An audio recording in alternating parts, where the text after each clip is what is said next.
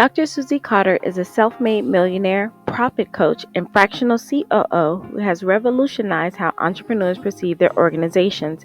With a Ph.D. in business and finance, she combines strategic brilliance and operational acumen to transform businesses into thriving enterprises. After a life-altering car accident, Dr. Susie had a profound realization. She noticed that as she focused on her recovery, her business defied all odds and thrived, expanding exponentially. This powerful revelation ignited her unwavering calling to empower others with the same level of freedom, success, and boundless potential. Dr. Susie's entrepreneurial journey began by turning her modest salon and health spa called Salon Training International and Your Beauty Network into one of the nation's most successful businesses. Since then, she has founded and sold 3 profitable companies, including an awe-inspiring 8-figure acquisition by Cengage. Her unparalleled guidance has elevated the success of industry leaders such as John Assaraf, Lisa Nichols, Les Brown, Paul Mitchell, Redken, L'Oreal, Disney, Verizon, and American Express. With a remarkable 20-year track record, Dr. Susie has built 10 multi-million-dollar enterprises, establishing herself as an authority in business and finance. Her impact extends beyond her achievements as a best-selling author and international speaker, captivating audiences worldwide with her vibrant presence and profound insights.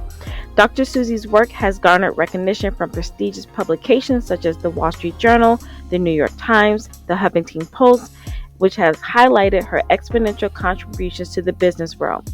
Connect with Dr. Susie through her book, Power Your Profits, at susiecarder.com/poweryourprofits, or grab her complimentary resource, the 10-point business assessment, at susiecarder.com/free-biz-assessment.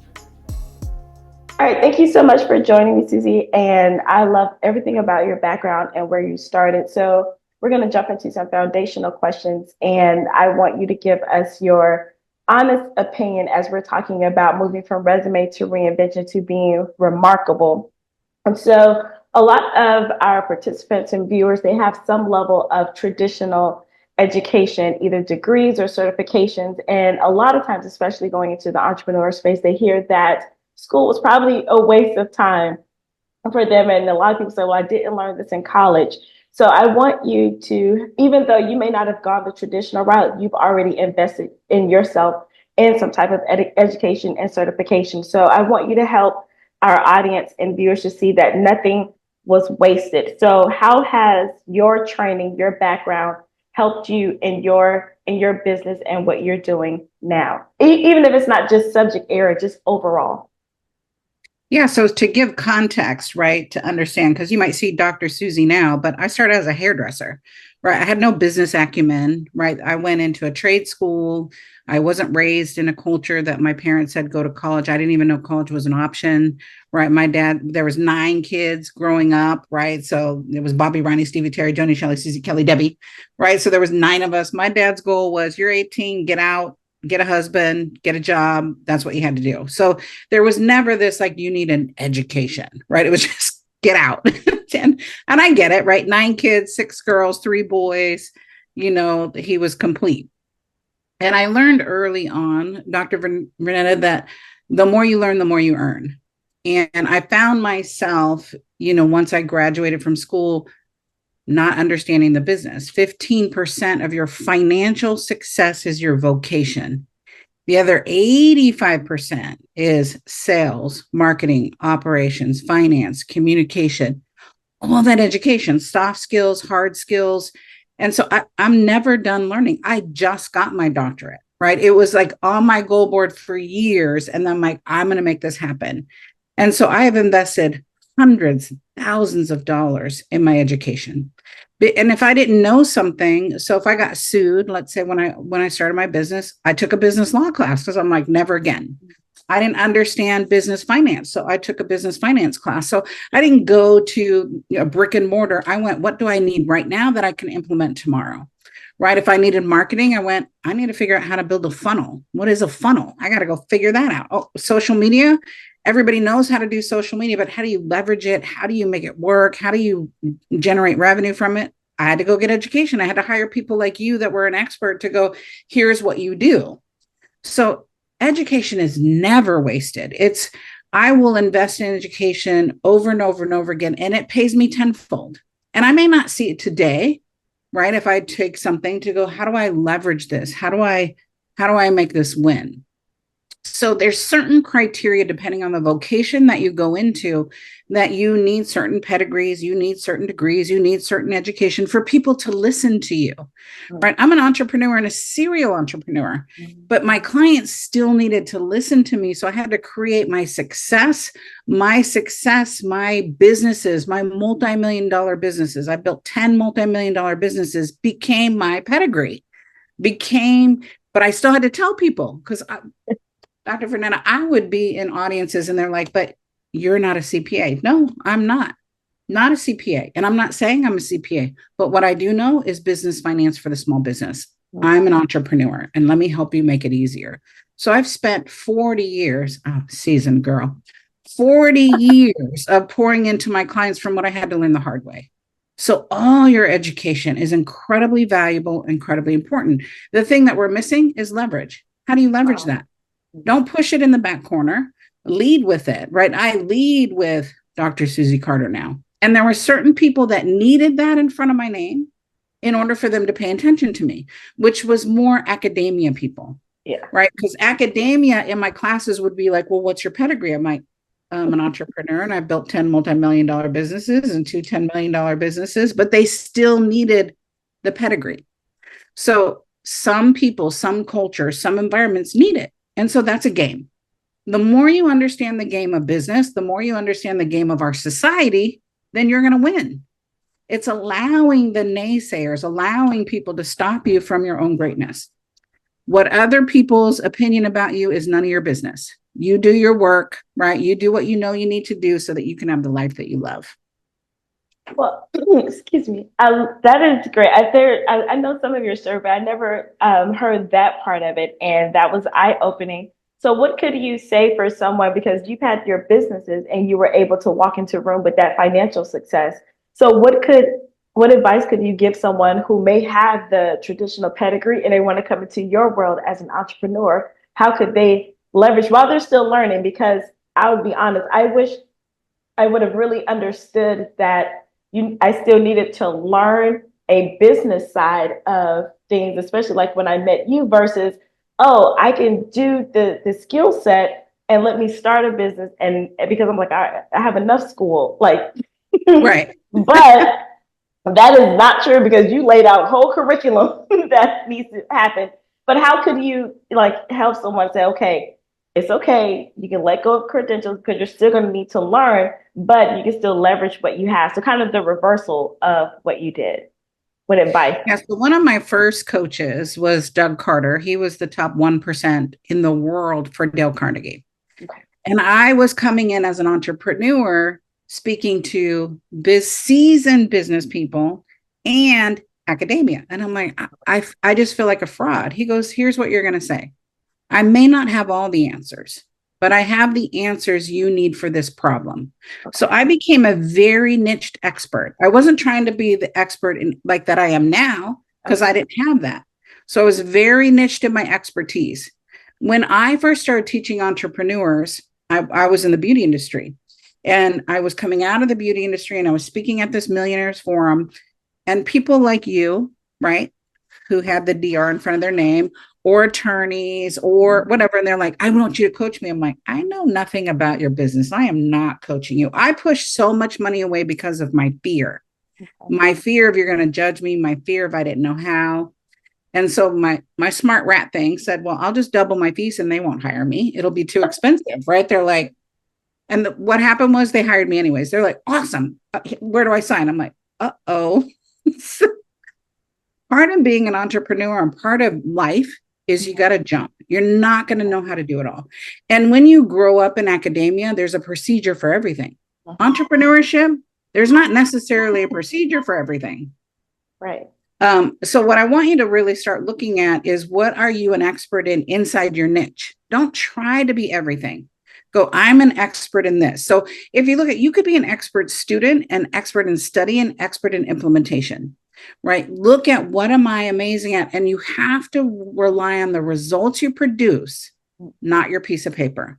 That's why we see so many people in academia. They might have all the credentials on the wall, but they've not used that to produce the results. So I always train my students, my clients, my children. What are the results you're helping people produce? What are the results you're producing in the world? And let's look at that. The pedigree, my certificates, my what I'm accredited in, all that stuff is just giving me those tools to allow me to help my students, my clients go to that next level. So the hard part is, Dr. Vernita, is to really look at what are the results I help my students produce. Now, let's say you're just launching a business, like I haven't produced anything. Great. Well, what are the results you produce in your own life?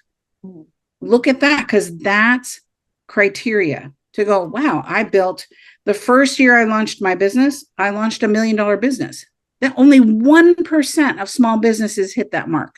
You're not going to tell me that alone isn't worth agree on the wall. Right. People go, oh, well, I need more. Okay, go make more. But let me just show you, here's what I did. And that's really all I did is here's what I did. Here's what I did. Here's what I did. I don't have all the answers, but here's what I did. I like that because a lot of people, especially I can, from my personal experience and the people that I've worked with and coach, it is the higher the degree or the more traditionally trained or even just certifications, it is challenging to say, I don't have all of the answers because you think people expect for you. And I think that's what keep people kind of stuck. Like, well, I need to keep learning before I do something else to make sure I get all of the answers. But if you lead with, I don't have all of the answers, but I do know this, then that can set a lot of people listening free. Well, you know what I also say is I don't have all the answers, but my network, and I'm clear. I was talking to a client yesterday. She coaches $100 million clients. That's way outside of my realm, right? I'm like, I'm so proud of you, but now she's in my back pocket. So when I meet a client, because I'm not going to sell myself for that, that would be irresponsible because I don't know the ins and outs of that. I can go 50 million. After 50 million, every business is different. So I'm not going to be irresponsible and just sign them up to sign them up, but I will refer them to you to go, I'm not the right person for you, but here are these 3 people. And then I get a rev share because I referred that person. Right? It's all about how do I make money with my connections? Yes, I'm a giver and I will give. But when you do that over and over again to whatever it is, like my network is so incredibly valuable.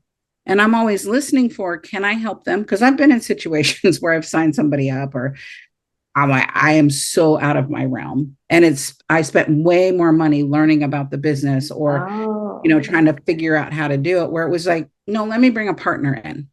Let me bring this person in because this person's going to help us with this piece. I can do this piece, right? It's being responsible for what you can do and what you can't do. That makes a lot of sense because I know like entrepreneurs, especially the higher you go up, you do work, but it's like, well, people don't understand me. So you tend to be a solo person when you don't have to be, if you understand how to leverage your network. So do you think, because I know we're talking about from resume to reinvention to remarkable, I used to say that everyone now should step into entrepreneurship. But I think I've changed my mind a little bit. I think everyone needs to have some kind of, I don't want to say side hustle, but something to where they can do more than just their job. So there's a term, I think, entrepreneurship, where they're kind of like entrepreneurs, but they're still working.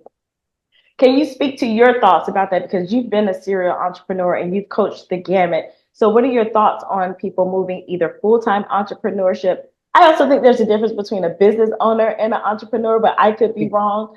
And then someone with entrepreneurship, where they're like being a business within a company, because without them, everybody's just jumping ship. I've changed my mind. Well, I've never said everyone needs to jump ship, but I want to hear your perspective to help our audience to kind of figure out kind of where they could go. Because some people love their careers, but they want to have more impact and they think, well, maybe I need to just go full time for me to have impact. So what are your thoughts?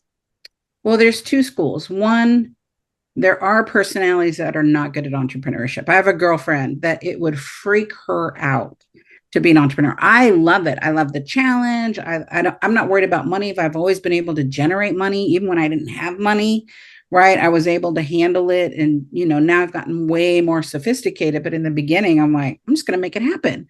right? Which is scary, Yes. right? But I was also put in a situation where I was a single mom raising two kids and I had no choice. Got it. I think as entrepreneurs or business people that are leveraging, we call it parallelpreneurs, right? So you're working a job and you're launching a business. When you have a job, you always have the back door. Right. There's that safety net. When you're truly an entrepreneur, there's no safety net. It's either I'm gonna eat or I'm not gonna eat, right? And so sometimes it's a hindrance when you're a parallelpreneur trying to launch a business while you're working in a job. Now, I love what you said is inside the intrapreneur. Like when I saw that on the intake, I'm like, what is that exactly? Right. And so I looked at that and I have always been that way inside of jobs. Is like, I'm going to make myself so valuable. What results can I produce? Because I have a business inside this business. And that always helped me excel. That always helped me rise. Right. And that got my confidence up. So that's the mindset thinking. Yeah. But there are people that just need procedures and they just want to do a job. And those aren't the people we're necessarily talking to. But it's also important to understand, do I have the entrepreneurial mindset? And the entrepreneurial mindset is, are you willing to do whatever it takes to make this business work? And sometimes people aren't, right? And we have different seasons, right? I'm in a new season where I don't have to hustle like I used to hustle, right? I took a year off 2 years ago. I was doing millions of dollars. And I'm like, I'm bored. I need a year off. Just shut it all down, right? Wean my clients out. It took me about 6 months to wean them all out. Oh, wow. And got quiet to say, what do I want to do now? That's the reinvention.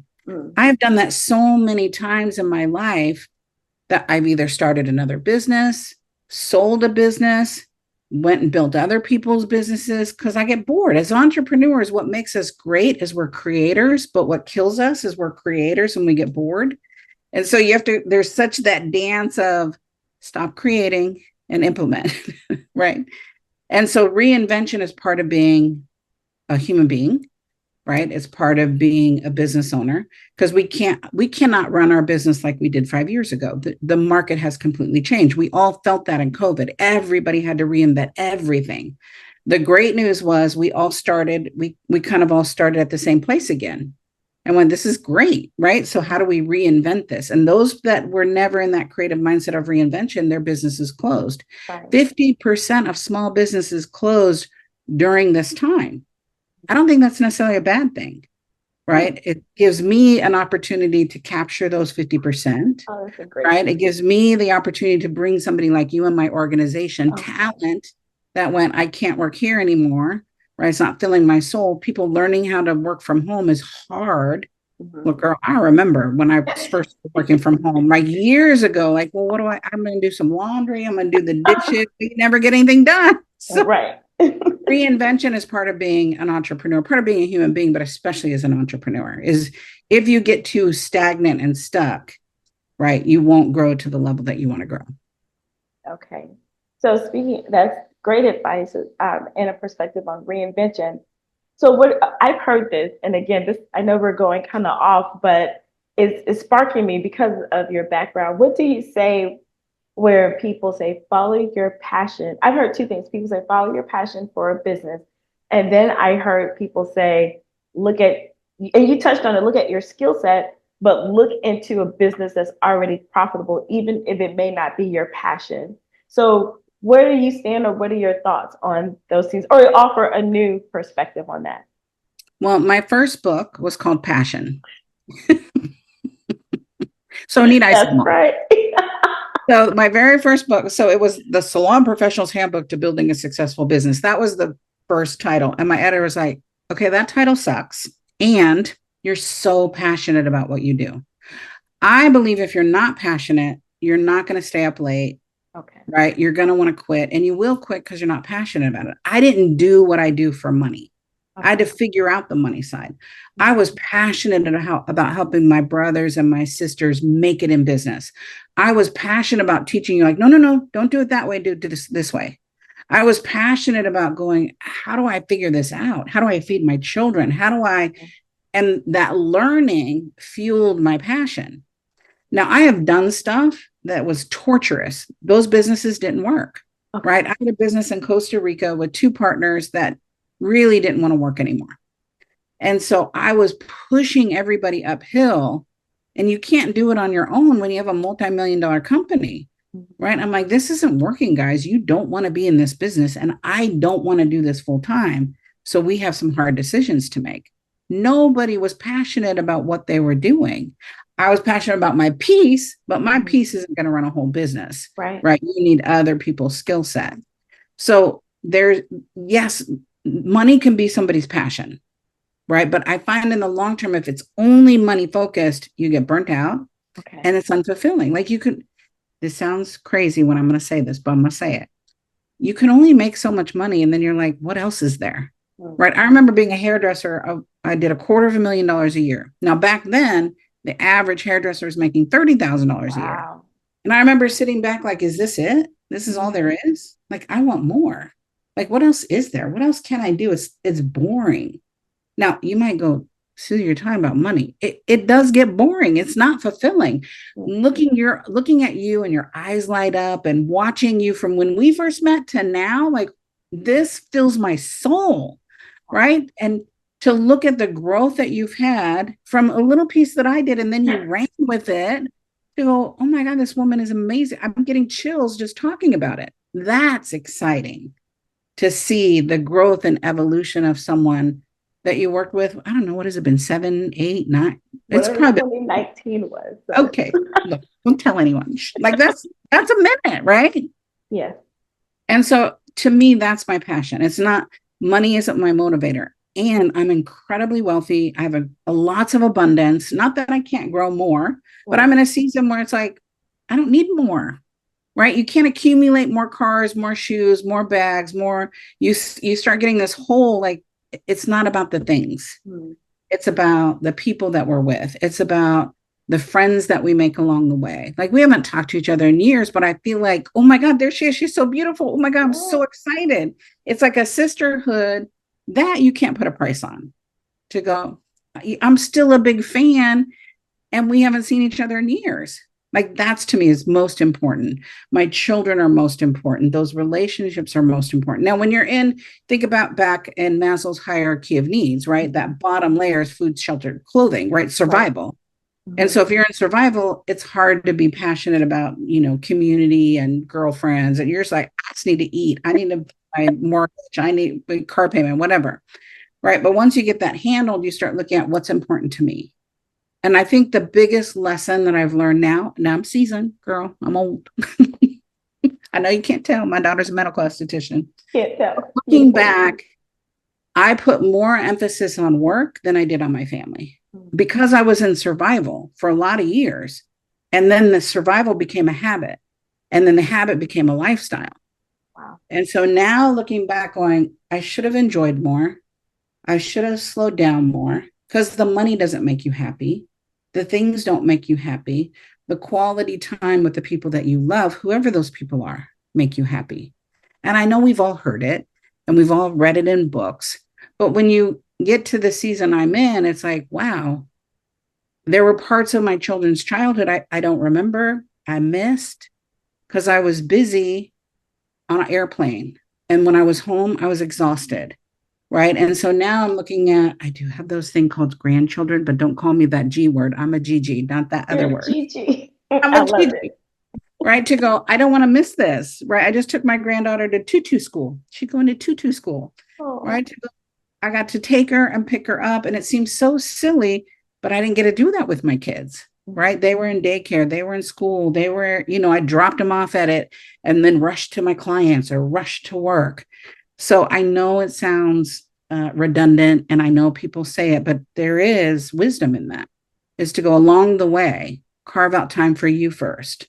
Along the way, carve out time for the people that you love, and then do quality versus quantity.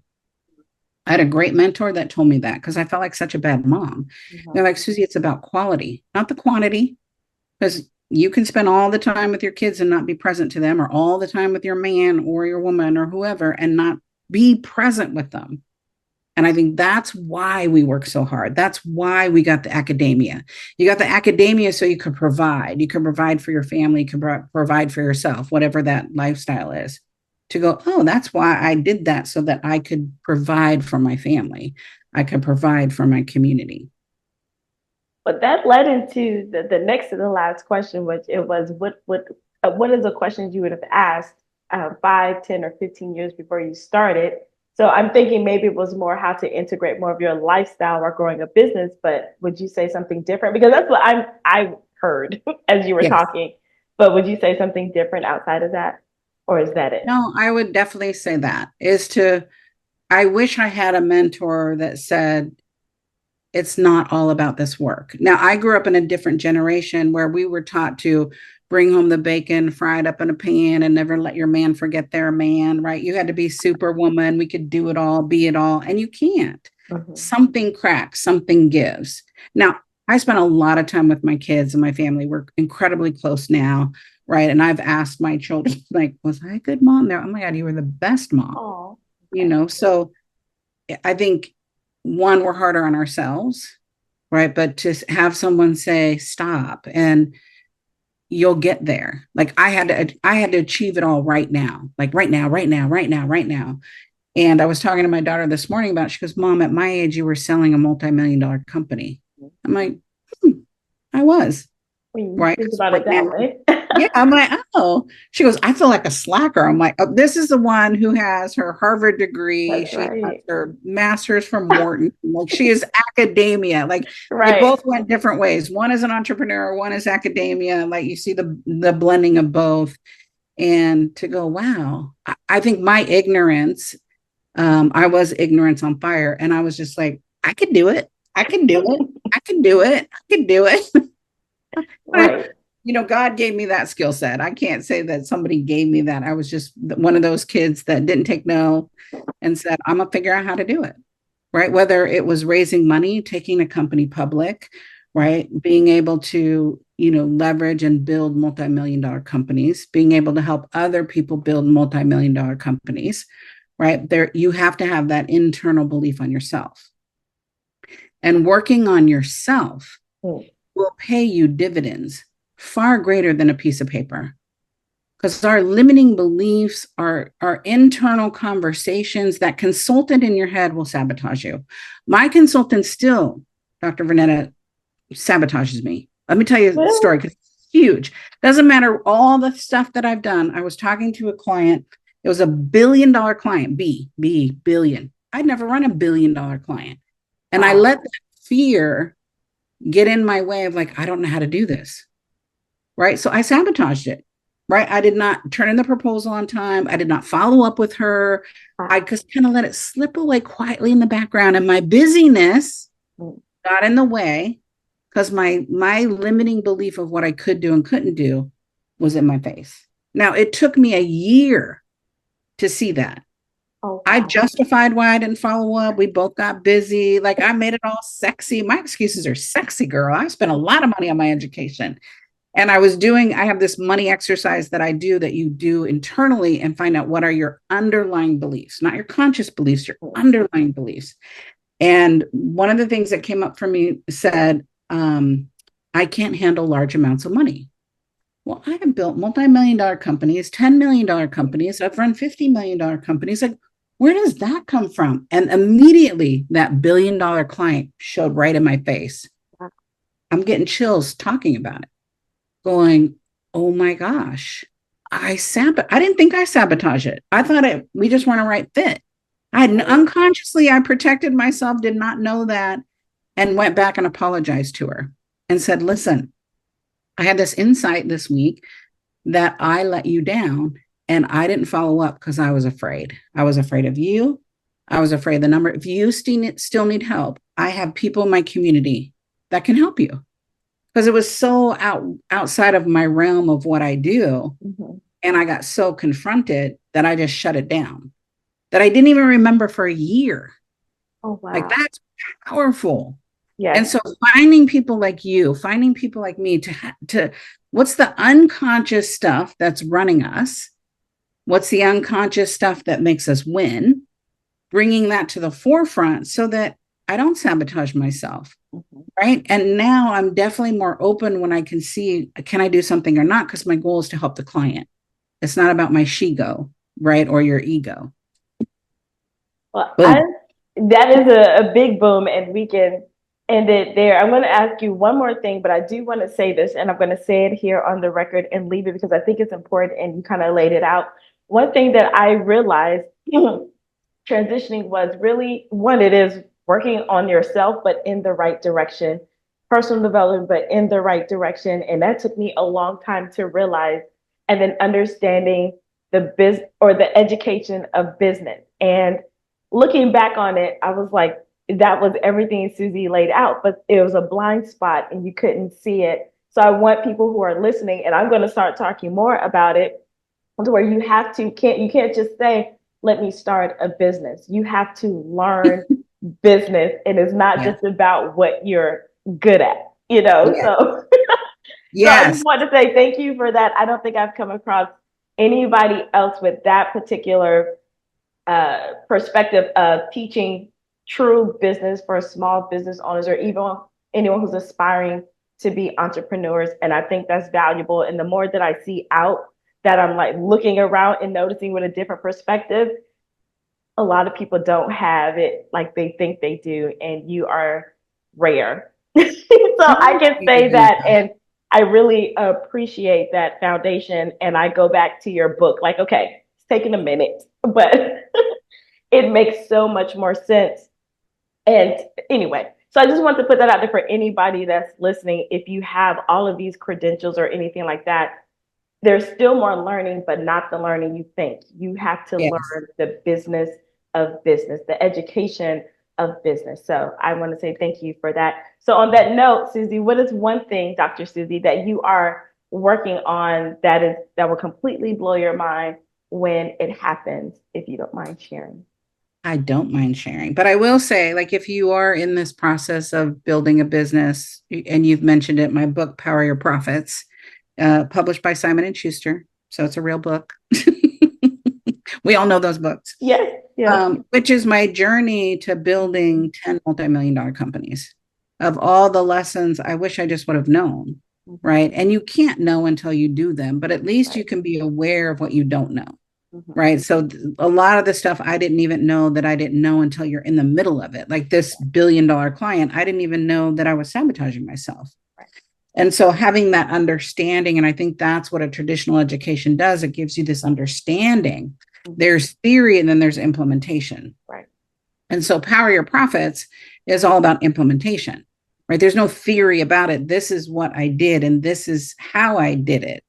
And how the book's set up, it is chronological, but not chronological. If you suck at sales, right, go to chapter 6. I'm going to give you my $100,000 sales script.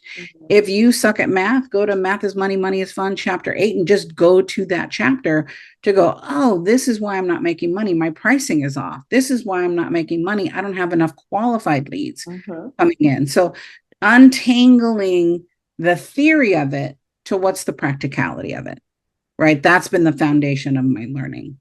And this season, and I spoke to it before, right, is about holistic success. What do I need in this season? And I still, Dr. Vernetta, because I'm a trained entrepreneur, I'm used to the hustle, I'm used to the grind.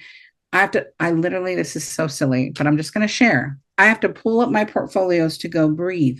You're fine. You're safe. You don't have to grind like that. You don't have to work like that. You can take a day off. You can take time off. You don't need to be in the hustle. So I'm telling myself this to go, I'm in a place of reinvention at 60, right? I'm just going to say it out loud. Well, at 60 in reinvention of what is this next season, right? How will I contribute to the world? I believe my gift from God is my life. My gift back to God is what do I do with my life? And we are all made to give a legacy. And so now my legacy in the past has been business and helping entrepreneurs. And I don't know what this new legacy is. It's not that grind, right? I've done that. I've built businesses. I've written 10 books. In my industry, I am an icon and have my books go on and they're taught in school. And to go, okay, well, that's complete. So what's next now? And reinvention takes a minute. It's not going to be one podcast. It's not going to be one class. It's like it truly is peeling that onion to go, I've done that. I've done that. I've done that. what is the next? And it's scary and it's amazing and it's awesome and it's frightening. And you have to give yourself the space to reinvent while you're doing what you do. Right. So I'm doing this interview and then I'm still reinventing to go, I don't know what it is, to be honest with you, because I've traveled all over the world. I've had all the things, I've had the beautiful homes, I've had, it's like, I don't know. What a great place to be inside the unknown, right? And give yourself the permission to be in the unknown. We don't do that as human beings. No. We're constantly, let me feel it, let me feel it, let me feel it, let me feel it. The quiet is the hardest part for me. Like I start working when I stop working. Working to me isn't work. When I don't work, it's like, well, what do I do now? Right? Well, I got to be busy. I got to be busy. I was telling my daughter, ABC, always be cleaning. she's like, how are you so productive? Always be cleaning. Oh my goodness, hilarious. Okay. So that's to blow my mind, to be able to embrace that, be in that. I get to travel between, I've got 2 homes in Oregon and then travel to see my children and travel to see my friends, that I'm not stuck inside of this old paradigm. The beauty of the pandemic, the beauty of having to being locked down and having to reinvent your business, it gave us a lot of freedom. Mm-hmm. I'm not tied to an office anymore. I'm not tied to a schedule anymore. And to be able to go, what do I want to do this weekend, next month, right? Who do I want to see? Who do I want to be with? There's a freedom in that I've never experienced before. Wow. Well, I appreciate all of these nuggets. You have been the epitome of moving from resume to reinvention and remarkable. You say you're in reinvention. I say you're at remarkable. And Uh, so I appreciate it because you're on the other side of I've accomplished this and I get to benefit from the fruit of my labor. And I think that's the remarkable part. And I think a lot of people get stuck at reinvention, which is great, yes. but they forget about that next part. So I appreciate you taking this time to talk with us and give us those true actionable pieces and taking out of theory and going into practice and making things happen.